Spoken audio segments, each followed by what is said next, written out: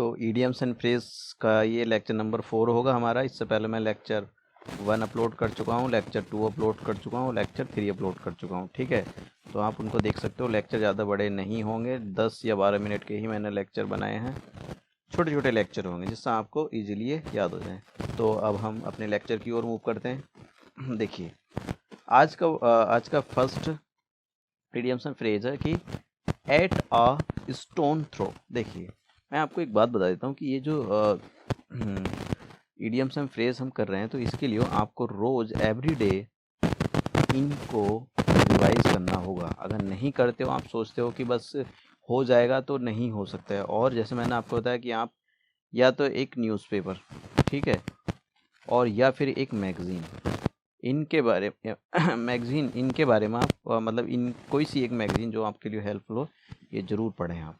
इससे आपकी इंग्लिश और वोकैब भी बहुत अच्छी हो जाएगी। तो चलो ठीक है। देखिए, एट अ स्टोन थ्रो, इसका मतलब होता है वेरी नियर। जैसा ये एक होम है राम का, और इसी के पास में होम है श्याम का। तो मतलब दो होम, दो घर पास पास में, बहुत पास पास में। तो आप क्या बोलोगे कि these two house are very near. तो इसको कैसे बोला जाएगा? देखिए exam, my office is located at a stone throw from my house. मतलब बहुत ही पास में, मेरे घर के पास में ऑफिस है। नेक्स्ट, ब्राउन स्टडी, ये बहुत बार आया हुआ है, ये वाला जो है आपके एग्जाम में, एसएससी सीजीएल में। ब्राउन स्टडी का मतलब होता है कि आप किसी भी चीज़ के बारे में बहुत ज़्यादा सोच विचार में बैठे हुए हो, सोच रहे हो।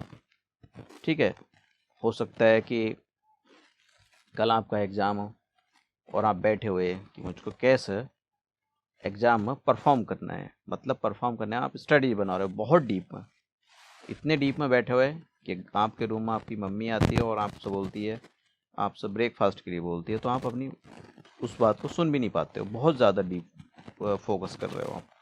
तो मतलब क्या होगा, deep in sorry deep in thought.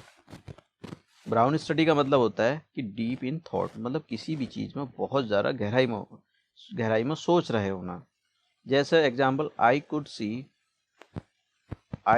C she was in a brown study.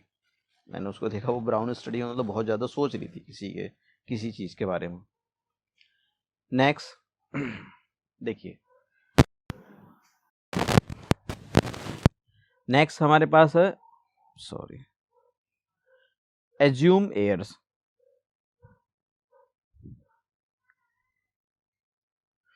I'm sorry। Assume airs का मतलब होता है कि मतलब किसी भी चीज के बारे में कल्पना करना या मान लेना। जैसे किस टाइप का मान लेना या कल्पना करना? अपने आप को दूसरों से अच्छा मान लेना, या अपने आप को दूसरों से एकदम सुपीरियर मान लेना कि हम तो दूसरों से सुपीरियर है। ठीक है, हम तो दूसरों से मतलब अपने आप नहीं। सपोज करो, एक ऐसी कहावत हो जाती है कि एक चूहे के हाथ में एक कत्तर लग जाए तो उससे बड़ा बजाज कौन है। तो कुछ लोग ऐसे होते हैं कि उनको थोड़ा सा भी, अगर जरा सा भी सपोज करो थोड़ी सी भी सक्सेस मिलती है, तो वो अपने आप को बहुत सक्सेसफुल पर्सन मानने लग जाते हैं। ठीक है, तो मतलब प्रीटेंड सुपीरियरिटी, अपने आप को बहुत ज़्यादा ऐसा दूसरों को दिखाना कि हम बहुत ज़्यादा सुपीरियर हैं दूसरों से, तुमसे अच्छे हैं। एग्जाम्पल क्या है? Stop assuming airs, Mary, you are not some world class actor, you are just an amateur like the rest of us। मतलब उसको पता लगा थोड़ा सा किसी मूवी में काम मिल गया हो, साइड सीन मिल गया हो, तो वो समझने लगा कि मुझसे बड़ा एक्टर तो कोई है ही नहीं। मतलब अपने आप को ये समझना कि हम ही बस, अब तो हम ही हैं सबसे बड़े एक्टर। तो ऐसी गलती नहीं करनी चाहिए आपको। जब आप पढ़ रहे हो, आप जब याद कर रहे हो और आपने सपोज करो बहुत पढ़ाई कर ली है, तो आप अपने आप को ये मत सोचो कि आपने बहुत पढ़ लिया है। जब आप ये सोचने लगते हो कि आपने बहुत पढ़ लिया है, तो तभी आपके अंदर आप तभी उसी टाइम पर एज्यूम एयर्स कर लेते हो कि आपने बहुत पढ़ लिया, अब आपको पढ़ने की ज़रूरत नहीं है, इसलिए बार बार रिवाइज करते रहो, पढ़ते रहो, नई चीज़ें सीखते रहो। यही एक लाइफ का फंडा है आगे बढ़ने का। नेक्स्ट पढ़ते हैं। देखिए आर्गस आइड।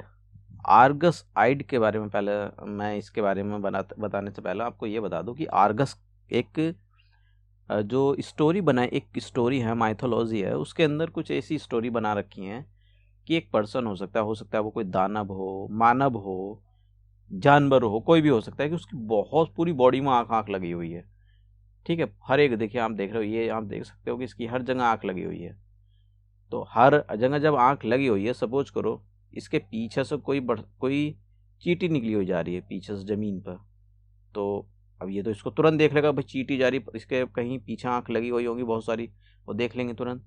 इधर से मधुमक्खी आ रही है तब भी देख लेंगे, ये मधुमक्खी आ गई, कोई सी आँख देख लेगी उसको। मतलब ये जो है बहुत ज़्यादा ये मतलब इसका मतलब ये हो गया कि केयरफुल ऑब्जर्वेंट, मतलब बहुत ज़्यादा अटेंटिव, मतलब जरा सी भी अगर कुछ इधर उधर हो गया ना, जरा सा भी तुरंत एकदम ऑब्जर्व कर लेगा। अच्छा, जैसा सपोज करो किसी गेट पर चपरासी बैठा हुआ और वो गेट बहुत ज़्यादा इंपॉर्टेंट है और चपरासी रात दिन की ड्यूटी कर रहा हो, अचानक से उसकी आंख लग जाए और तुरंत आप कैमरे में देख लेते हो, अच्छा भाई सो रहा है तू, तो मतलब बहुत ज़्यादा अटेंटिव, बहुत ज़्यादा अटेंटिव। आर्गस आइड का मतलब होता है बहुत ज़्यादा केयरफुल अटेंटिव। कभी कभी क्या होता है कि बच्चों की कॉपी चेक होती है, छोटे बच्चों की बात बता रहा हूँ जो 10 क्लास तक पढ़ते हैं, तो कुछ उनकी मैम जो होती बहुत ज़्यादा आर्गस आइड होती है उनकी, मतलब जरा जरा सी मिस्टेक, आपने कॉमा नहीं लगाया, आपने फिल स्टॉप नहीं लगाया, आपने ए को बड़ा कर दिया, आपने बी को छोटा कर दिया, आपने ये कर दिया, आपने स्पेस ज़्यादा दे दिया, आपने स्पेस कम लिखा है, ये करा है वो करा है, मतलब छोटी छोटी छोटी चीज़ों पर बहुत ज़्यादा केयरफुल रहना। ठीक है, नेक्स्ट स्टोन द क्रो। देखिए इसका मतलब होता है, इसका मतलब होता है, मतलब ये जो एक्सप्रेशन होता है वो एक सरप्राइज के लिए यूज करता है, बहुत ज़्यादा सरप्राइज के लिए, कि भाई एक शौक शौक के लिए भी यूज होता है, मतलब अचानक से हैं ऐसा। जैसे मान लो मैं ऐसी एग्जांपल देता हूँ आपको, सुबह सुबह आपका जो स्कूल होता है वो 8 o'clock होता है मॉर्निंग में। ठीक है, आप आप उठे, उठने के बाद आपने ब्रेकफास्ट कर लिया, खाए, सब कुछ कर लिया। अब आपने घड़ी की ओर देखा है तो 7:55 हो रहा है, तो आप क्या कहोगे अपने पापा से या मम्मी से, 7:55, 7:55, मैं तो लेट हो गया। मतलब अचानक से एकदम बहुत ज़्यादा शौक में चले जाना इतनी। ठीक है, मतलब ऐसी चीज़ें देखो। वेल स्टोन, देखिए वेल इसका example, well stone the cross, it is 5 o'clock already, है इसके 5 बज गए ऑलरेडी। तो मतलब वो एक सरप्राइज वाली इस चीज़ है, शौक से हो जाना, 5 बज गए। या कोई ऐसा पर्सन कि वो अभी बहुत सारी चीज़ें चलती रहती कि वो 20 साल बाद मर गया, 20 साल पहले मर गया था और उसको देखा अब जा तो वो तो जिंदा है, वो जिंदा है, वो तो मर गया था, बड़े मतलब शौक में चले जाना एक टाइप के। तो ये सारी चीज़ें, इसका मतलब होता है स्टोन द क्रो। देखिए एट 6 and 7, एट 6 and 7 का मतलब होता है इन डिसऑर्डर। इन डिसऑर्डर मतलब कुछ लोग होते क्या हैं कि वो बड़े गंदे लोग होते हैं। अगर तुम उनके रूम में चले जाओ, कहीं किताब पड़ी होगी, कहीं उनके कपड़े पड़े होंगे, कहीं पेन पड़ा होगा, कहीं लैपटॉप पड़ा हुआ होगा, कहीं चादर पड़ी होगी, मतलब पूरा रूम के अंदर सब कुछ डिसऑर्डर रहता है। कहीं खाना खाकर प्लेट ही छोड़ दी, कहीं गिलास रखा हुआ पानी पीने का, मतलब कहीं टेबल पर कपड़े पड़े हैं, कहीं मतलब एकदम पूरा रूम मैशी फॉर्म में अरेंज है, मतलब पूरा एकदम तहस महस करे रहना। तो इन डिसऑर्डर का मतलब यही हो गया, चीज़ें उधर उधर फैली रहना। एट 6 and 7 का मतलब चीज़ें उधर उधर का फैले रहना। जैसे example, there was a robbery in our neighbourhood last night and when I entered the house to inquire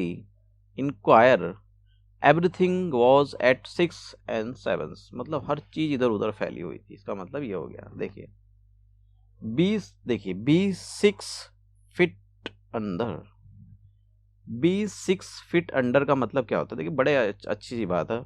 अब क्या हुआ, एक गाड़ी खरीदी आपकी मम्मी ने, ठीक है, नई गाड़ी एकदम, थोड़ी महंगी है, और आपकी मम्मी को गाड़ी बड़ा शौक है एकदम कि मेरी गाड़ी पर जो कौवे हैं वो भी पोटी नहीं करने चाहिए, मतलब एकदम अगर कर दिया तो उसको गुस्सा आ जाता है। अगर किसी ने हाथ भी रख दिया गाड़ी पर तो गुस्सा आ जाता है उसको। ठीक है, और मतलब उसकी वो बहुत ज़्यादा अपनी गाड़ी से प्यार करती है।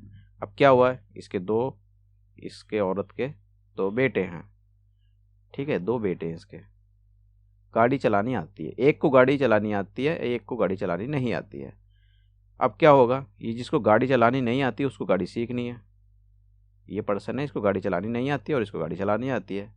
अब एक दिन क्या होता है, इनकी मम्मी घर से बाहर गई और ये बोल के गई दोनों से कि गाड़ी छूना नहीं है, ठीक है, वरना वरना सजाए मौत मिलेगी आपको। क्या हुआ, इस ना अपने भाई से जिद करेगी गाड़ी चलानी मुझे सीखनी है। अब ये गाड़ी ले गए। अब ये कहता है ये वाला कि मुझको गाड़ी आती नहीं तो मैं चलाऊंगा, सीखूंगा मैं, मम्मी तो घर पे है नहीं, कहीं गई हुई है। अब इसने क्या किया, गाड़ी में चला रहा था, इसने कहीं ठोक दी, डेंट आ गया गाड़ी में कहीं छोटा सा। तो ये वाला क्या कहेगा, आज तो तुम गए, आज तो तुम गए, आज तो तुम्हारी मौत निश्चित है, मतलब आज तो मम्मी तुमको 6 फीट अंडर कर देगी, मतलब आज तो तुमको जरूर दफना देगी ज़मीन में। तो इसका मतलब ये होता है कि किसी भी चीज़ को मतलब dead to be dead and worried, मतलब आज तो तुम जरूर मरोगे और जब दफना दिए जाओगे आज तो, ये बोलता है इससे, ठीक है, क्योंकि मम्मी को पता लगेगा कि आपने ये यहाँ पर गाड़ी में डेंट डाल दिया और हम बोल के गई थी कि किसको कहीं ले जाने चाहिए, तो इसका मतलब ये होता है। अब देखिए नेक्स्ट वर्ड है आपका एट सी का मतलब होता है कन्फ्यूज्ड। अब देखिए लाइफ ऑफ पाइप देखिए आपने किसी ने, उसके अंदर क्या होता है कि वो बीच सी में जाता है और उसके पास एक जो लड़का होता है, एक छोटी सी लाइफ, हाँ लाइफ बोर्ड बोलते हैं उसको, तो उसके पास वो होती है और उसके अंदर वो बैठा हुआ होता है। उसको यही नहीं पता होता है कि किस डायरेक्शन में जाना है, कहाँ जाना है, बस वो देख रहा होता है, तो चारों तरफ उसको पानी पानी दिखाई देता है, बड़ा कंफ्यूज सा रहता है वो। तो मतलब एट सी का मतलब हो गया कि मतलब ये सारी चीज़ें क्या होती है, आपको कुछ थोड़ा लॉजिक लगाना पड़ता है आंसर निकालने के लिए। एट सी मतलब कंफ्यूज्ड होना। एग्जाम्पल, आई एम ऑल या completely at sea with the new computer system, मुझे पता ही नहीं, मैं पूरा कंफ्यूजन नए कंप्यूटर सिस्टम से, भाई क्या है, कैसा इसमें ऑपरेटिंग सिस्टम होता है, कैसे चलेगा कैसे नहीं चलेगा, तो मतलब बहुत ज़्यादा कंफ्यूज हो जाना, ठीक है। नेक्स्ट मूव करते हैं, देखिए eight a loss. Eight a loss का मतलब होना है मतलब अनेबल टू डिसाइड, भाई क्या करें क्या नहीं समझ में नहीं आ रहा है, unable to decide. I am at a loss to explain what happen, मतलब मुझे समझ में नहीं आ रहा है क्या हुआ, एक टाइप से कंफ्यूजिंग जैसे सा सेंस निकल रहा है इसका। अब देखिए एट लार्ज, इसके 2 मतलब होते हैं, देखिए ये काफ़ी बड़ा यूज़ होता है ये वाला, ये जो एट जनरली, इसको आप अगर न्यूज़पेपर को पढ़ते हो या मैगजीन आप कोई रीड करते हो तो आपको पता होगा एट लार्ज जो जब कभी भी स्पीकिंग होती है तो उसमें भी काफ़ी यूज़ किया जाता है।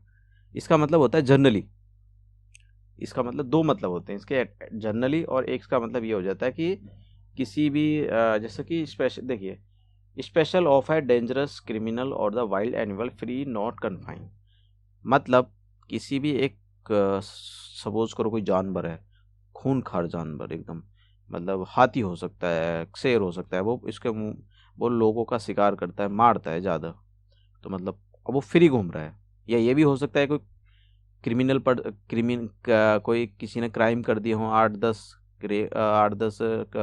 उसने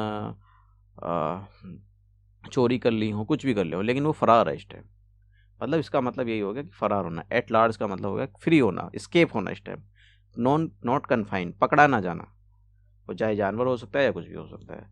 और दूसरा मतलब एट लार्ज का मतलब होता है जर्नली, देखिए दोनों काफ़ी इंपॉर्टेंट है, ये वाला जो है ये बहुत यूज होता है, इसका मतलब बता देता हूँ, दूसरे वाले का मतलब एट लार्ज दोनों एक ही हैं लेकिन मतलब अलग अलग है। This group is not representative of a population at large, generally ये ग्रुप पॉपुलेशन का रिप्रेजेंटेटिव नहीं है। नेक्स्ट, हाँ इसका देखिए इसका मतलब होता है इस वाले का कि किसी भी चीज़ का फ्री होना, ऐसी चीज़ का जो खतरनाक चीज़ एनिमल्स हो सकता है या फिर खतरनाक क्रिमिनल हो सकता है। जैसे the man who tried to have her killed is still alive, मतलब वही क्रिमिनल वाली बात आ गई यहाँ पर कि कोई क्रिमिनल जो है फ्री है। देखिए नेक्स्ट ब्रो बिट, देखिए ब्रो बिट का मतलब ये होता है कि मतलब किसी को डरा धमका का काम करवा लेना अपनी मनपसंद का। जैसे कुछ लोग नेता होते हैं, जो पॉलिटिशियन होते हैं, वो जब कभी भी इलेक्शन आते हैं कुछ लोगों को मतलब कुछ लोगों को गुंडों को हायर कर लेते हैं और उनसे ये बोलते हैं कि जाओ और लोगों को डराओ धमकाओ कि हम ही को वोट दें। ठीक है, तो मतलब इसका मतलब क्या हो गया कि वो लोगों को डरा रहा है, धमका रहा है। तो देखो ब्रोबिट का मतलब ये वाला जो वर्ड है ये काफ़ी बार आया हुआ है ये। तो if someone try to prohibit you, तो they try to force you to do what they want. ठीक है, तो मतलब अपनी बात मनवाने के लिए आपको डराना धमकाना ये करना। तो ये काफ़ी, ये वाला वर्ड जो है काफ़ी टाइम आया हुआ है। ठीक है, तो ये था हमारा आज का लेक्चर। आज का लेक्चर यहीं समाप्त करते हैं। थैंक यू, नेक्स्ट लेक्चर में मिलते हैं।